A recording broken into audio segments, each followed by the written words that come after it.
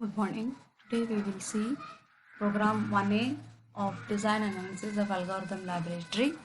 The aim of the program is to create a Java class called student with the following details as variables within it. Details are USN, name, branch, and the phone. We need to write a Java program to create n student objects and print the USN, name, branch, and phone of these objects with suitable headings. So the aim of the program here is to now create two things. The first thing is to create a Java class called the student with the details such as USN, name, branch, and the phone, and then to create an n student objects and print the details with the following with the headings of those particular objects. So to begin with the write-up of the program, so we first need to import the package java.util.scanner. So this package, that is java.util.scanner, will now allow us to read the input from the user.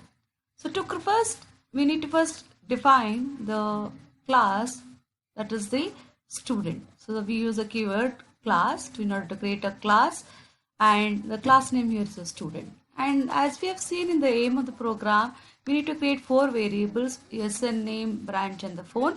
And we are now declaring the variables here: USN, name, branch, and the phone, which is of the data type string. And as we all know that the class will contain two things, that is, one is the set of the variables and set of the member functions or the methods which do act upon those variables. So here we now need to include two members functions or the methods named as read as well as the display. So we have two methods, one is read and the display. So as the name indicates, read is a method which will now read the data of an object which is of type student, and display is a method which will now display the data or the variable contents of any object of class student. So let us now see the design of the read method. So we use void, the return type of the read method is void, and we now create an object SOBJ, which is an object of class scanner, which helps us to read the input from the user, which makes the program interactive. So in order to create the object of the class scanner, we use the keyword new and the class name the scanner, then pass a parameter system.in, which represents the input string. Give a message to the console system.out.println, enter the student USN, and we use the method next here with respect to the object of the scanner class SOBJ, as we are now reading a string value. So the method that we use with respect to the object of the class scanner is now next. So this will help us now to read a string value from the user and then stored in the variable USN. Similarwise, we are asking the user to enter the student name, and it is read by using next method of SOBJ class and stored in the variable name. Similarwise, prompting the user to enter the branch of the student and storing it into the variable branch, and the phone number storing it in the variable phone by using the methods of next of the object scanner class, that is SOBJ. The next is to now to display the method, design the method of the display method, wherein we are just printing the details. So system.out.println USN, then the concatenation operator, string concatenation operator, followed with a space, or I have just given here 3 dots, then the name, then concatenated again with 3 dots, then the branch, and then the phone. So this system.out.println will now print the contents which are present within the variable USN, name, branch, as well as the phone with respect to a particular object of the class student. So next, we need to now write a main function which will now create array of n objects, calls the method read as well as the display. So let us now create another class which will include only the main function for me. So public class pgm1a. So I'm creating a main function, public static void main string args, taking a single argument of string args. Before I go to the main function, Let me now tell you how exactly we do create array of objects in Java. The array of objects in Java are created in the following way. So as we all know, basically an object of any class represents a single record in the memory. And so if we want to have more than one record of a class type, we can also create an array of class, or which we call it as an object. So an array in Java can be created either with any primitive data type like int, float, double, string, and also we can also create with any object like student objects, employee objects, etc. So before we go to the creation of how exactly the array of objects are created, let us now let me give you a simple class called as a student containing a single instance variable, that is marks. So this is the definition of the class. As I said earlier, we use the keyword class followed by the class name and then declare the variables, and also associated with that we declare the member functions or the methods. Right now we have only a single variable instance. So next, how do we create an array of objects? So the array of objects basically involves two steps. Two steps goes in this way. The first step is now to create an array in the following way. First write the class name followed with an empty parenthesis, then the array name. So the array name that I have chosen here is student array equals to, use the keyword new, then again the class name followed with the parenthesis, and enter within the parenthesis write the size of the array. So this particular line, which is now the first step, will now create not an array of objects, rather it now creates 7 memory spaces, because I have given 7 as my size. 7 memory spaces, wherein this 7 memory spaces are each of size student class. So the 7 memory spaces basically are what? They are the sizes of student class, in which I am not storing the object, rather in which the address of 7 student objects can be stored.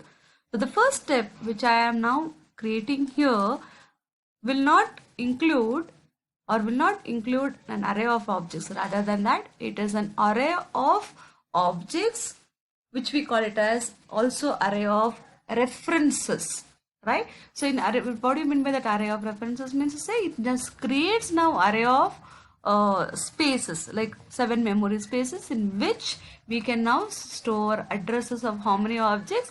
7 student objects. This is the first step. Then the next step here is basically now we have still not created any student objects, but rather we have just created 7 memory spaces in which I can store the address of 7 objects which are of type students. So now the next step is to now instantiate those student objects. The student objects have to be instantiated using the, how do we instantiate them? That is using the constructor of the student class. So we need to instantiate, or we need to create those student objects by using what? The constructor of the student class, and then assign the references. What do you mean by references? References here, the addresses of those student objects to the array elements which was created earlier. The way that we now do is it in this way now, the following way. Under the RHS, can you find that we use the keyword new, then the class name student followed with an empty small parenthesis. That means to say I am trying to instantiate the object by invoking the respective constructor of the student class. So this, onto the RHS, we now find that this creates a object, and onto the LHS we now find student array of 0. So what does it do? After creating the object, the address or the reference of this object will be stored in the array element at the index 0. That is, previously when we create an array of 7 memory spaces, so it means to say I have created the locations, student array of 0, student array of 1, goes on till student array of 6. So I will now assign the addresses of or the references of those objects which have been now created to the respective array elements. However, we may also use a for loop, since all the student objects will be created with the same default constructor, and the for loop goes in this way: for int I equals to 0, I less than student array dot length. What does the student array dot length give me? This gives me the length of the array. That is, the length of the array is now 7, because I have created 7 array of, or the 7 which is now the size of my student array. Then I plus plus, so student array of I, where I ranges from 0 to less than student array dot length, that is I less than 7. So that means to say I refers to the locations 0, 1, 2, 3, 4, 5, 6 in this case. So now this statement will now create 7 student objects and assigns the references to student array of 0 to student array of 6.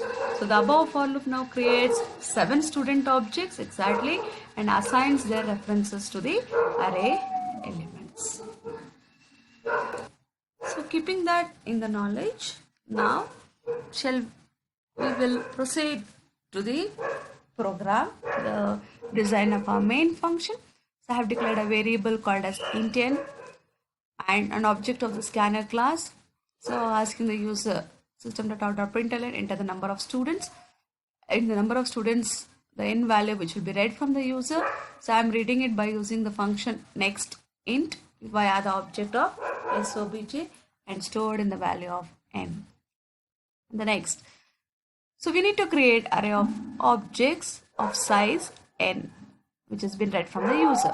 The first step is now to create array of n references, which will now hold the address of n student objects.